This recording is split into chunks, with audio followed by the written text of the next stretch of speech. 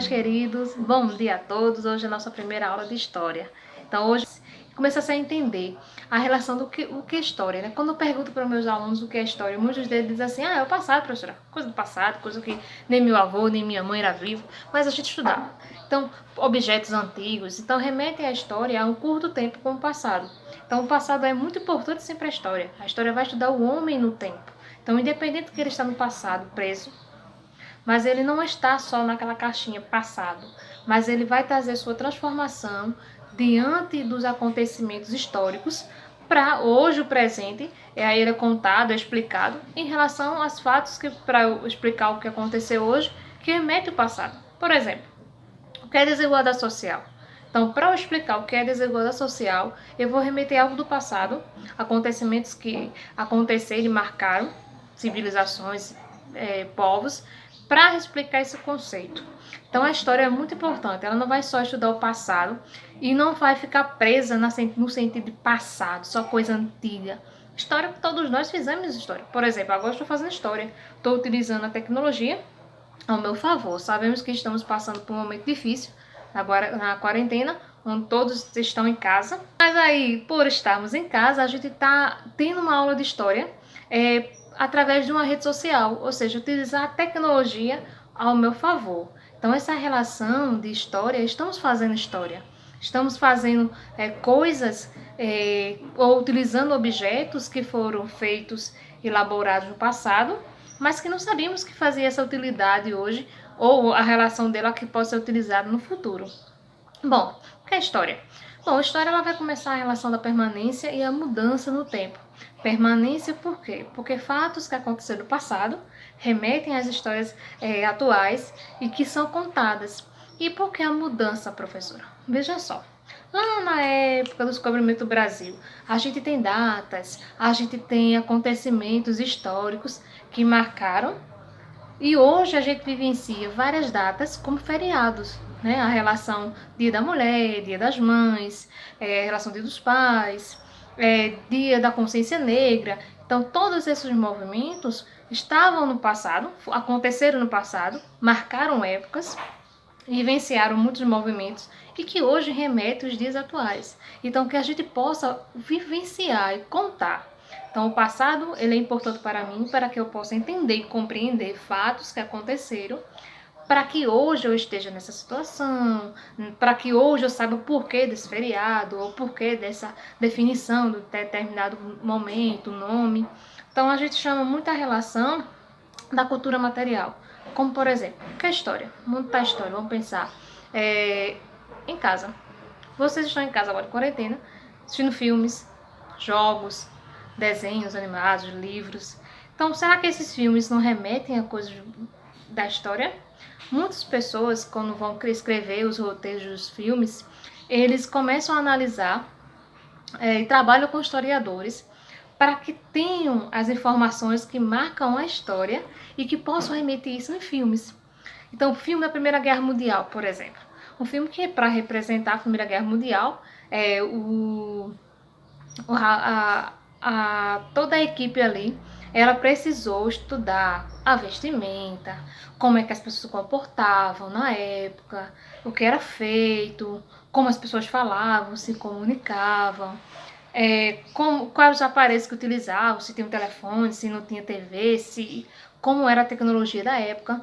Então todos esses fatores importantes na história foi remetido em um filme.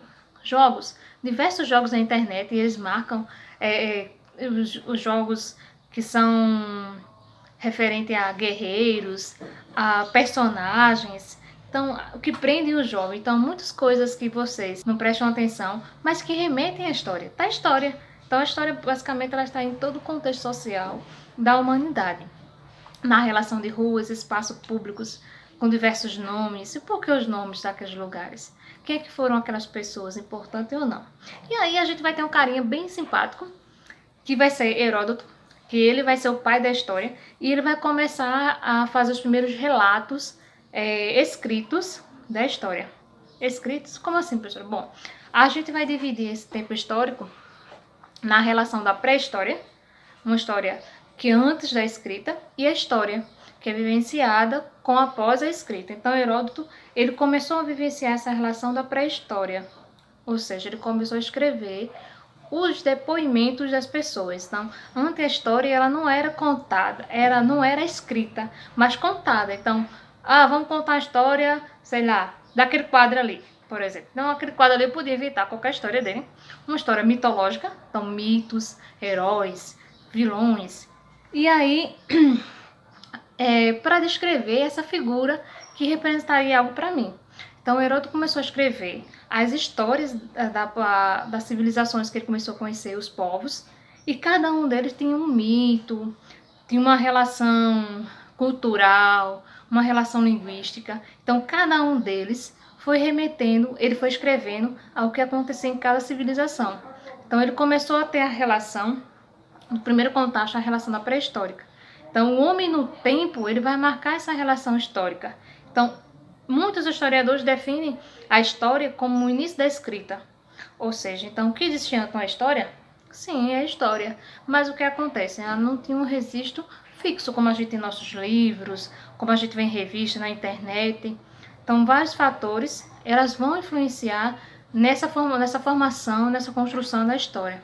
Então, Heródoto, conhecido como o pai da história, ele vai escrever esses relatos, então a comunicação, uma fonte oral, muito importante para que a gente conhecesse todo esse contexto histórico. Mas vejam, cada história ou cada acontecimento, ela remetia a uma época, então marcava uma civilização. Algo que para mim é muito estranho, diferente. Oxe, que doidice, vê que doidice. Que maluquice o cara fazer uma coisa daquela. Mas para a época é normal. Para a época, muitas coisas que a gente hoje classifica como por exemplo, machismo, não existia. Mas que na época é algo normal. A mulher casar, a mulher ter apenas a função de casar, cuidar da casa, ter os filhos. Hoje não, a mulher pode ser independente, pode fazer o que quiser, pode trabalhar onde quiser. Antes não. Então, para aquela época, aquilo era normal. Para a gente, não. Por quê? Porque estamos olhando a partir do momento histórico que temos hoje. Beleza? Então, vamos lá. Só para finalizar. E aí, a gente vai ter a relação dessa divisão, como falei para vocês, a pré-história e a história. Pré-história antes da escrita, onde não existia documentos que comprovavam. Então, essa história mitológica, ou a relação das fontes orais, elas precisam ser investigadas. Por que investigadas? Bom, porque a fonte oral eu posso inventar uma história e ficar por isso mesmo. Então, talvez seja verdade, talvez não. Aí o que acontecia? Heródoto começou a escrever aqueles relatos, o que ele via, o que ele contava nas civilizações, e com o passar dos anos, né, como a mudança dos acontecimentos históricos, aqueles acontecimentos começaram a ser estudados e começaram a ser provados ou não. Dentro disso, a gente vai ter uma função ou uma personagem muito importante que é o historiador. O historiador, ele vai ser a figura onde vai investigar, vai ser o detetive da história. Ele vai investigar, vai conhecer, vai pesquisar essas fontes e saber se é verdade ou não os acontecimentos históricos. Então, muitas dessas fontes escritas, orais, músicas, livros, revistas, reportagens, publicados em jornais, então, tudo isso vai remeter uma fonte, uma maneira que o historiador pode pegar ali, junto com seus conhecimentos históricos, e estudar e provar se aquilo é verdade ou não. Beleza? Então, um beijão. Tchau, tchau.